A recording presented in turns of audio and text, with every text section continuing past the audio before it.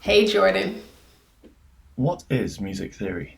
Think of theory as in science, so the science of music. Music theory explains what we hear in music and why we like what we hear. It's basically a set of guidelines for writing music so that you don't have to keep playing the guessing game. What do people mean when they say playing by ear?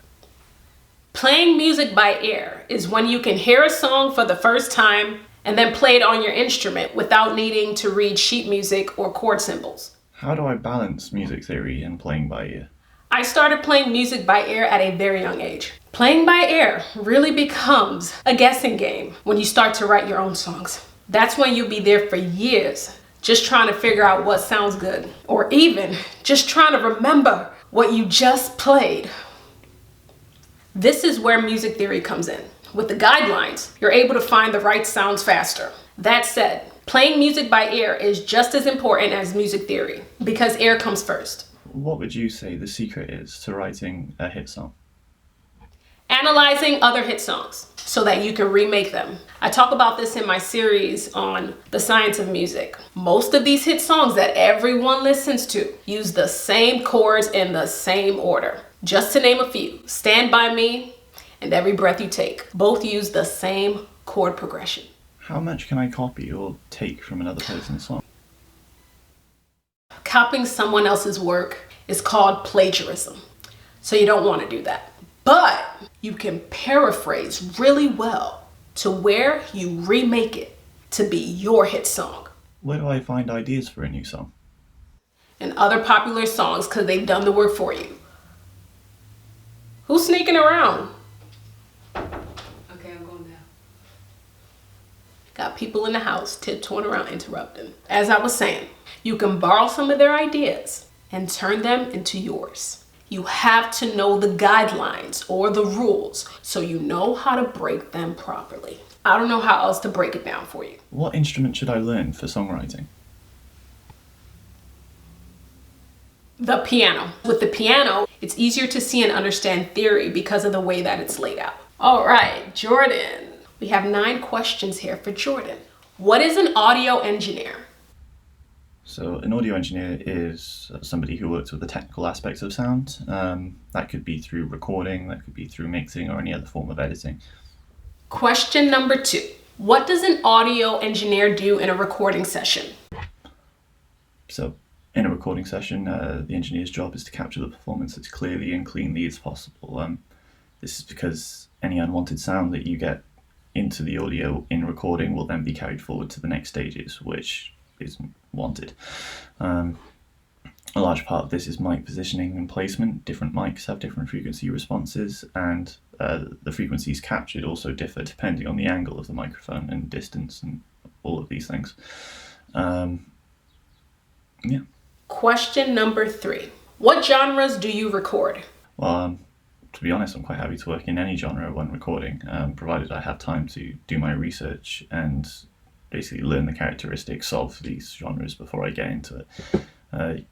You don't really want to be pigeonholing yourself into particular genres and saying, oh, I'll only do this genre, because you cut yourself out of the equation.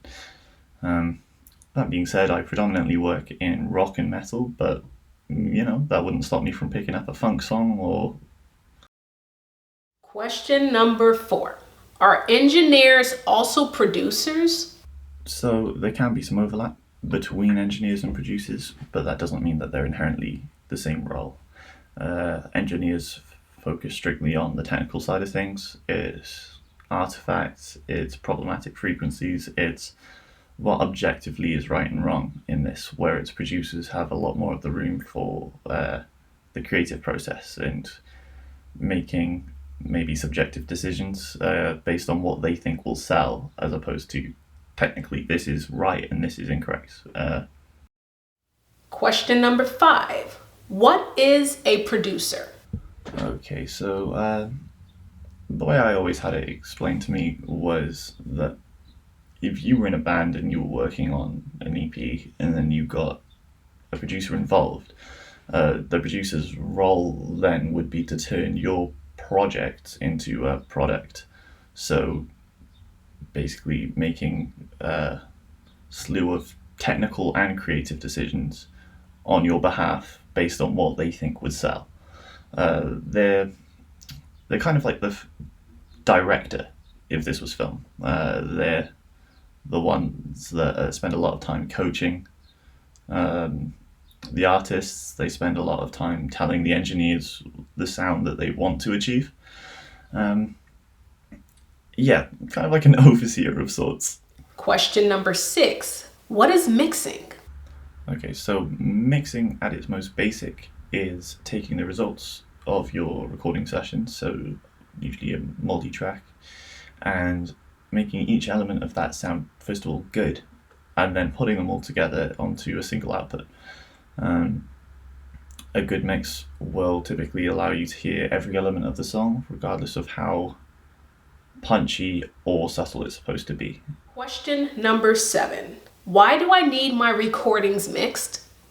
Why do I need my recordings mixed?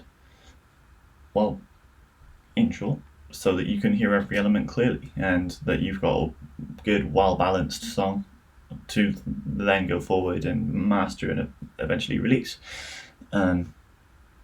A lot of time goes into preparing a song before mixing even happens, from the time you spend writing and composing to the time you spend practicing your performance through to the time you spend recording. It'd be an awful shame if after all of that time you put into your project you couldn't hear each part with any detail or clarity, or let alone hear it at all. Okay, we're at question number 8. What is mastering? So mastering is the stage that follows mixing. You've just received your song, it's been mixed, it's sounding great, and you want to put it out there.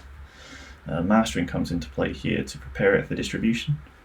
This can be through hitting the correct loudness threshold so that platforms don't go and compress it themselves and change how your song sounds.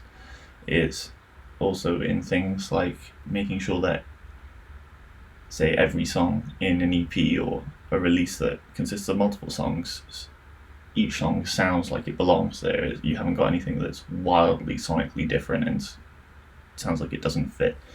I think in a sentence it's preparing it for distribution, making it ready for release, really. Okay. Question number 9. Why do I need my mixes mastered? Mixes mastered. I like that. As I said before, mastering is preparing your product, your song, your release for distribution. So the only version of your music that your audience should hear is the mastered version. Now, a customer may not realize on a consumer level what's going into your master. They might not know what internal workings are making it sound so good, but they'll notice a lack of this internal working. If it's not there, if the consistency isn't there in terms of things like volume, say the volume differs from song to song. They're listening to an EP of yours and they can't hear the second song very well, they have to turn it up, but then the third song is really loud by comparison, it blows their ears off. Then regardless of the merit of your work, your performance could be spot on and the song could be expertly written, but they're going to think, oh, this EP is really inconsistent, they clearly don't know how to get the volume right, and that's going to really detract away from whatever praise they should be putting into your work.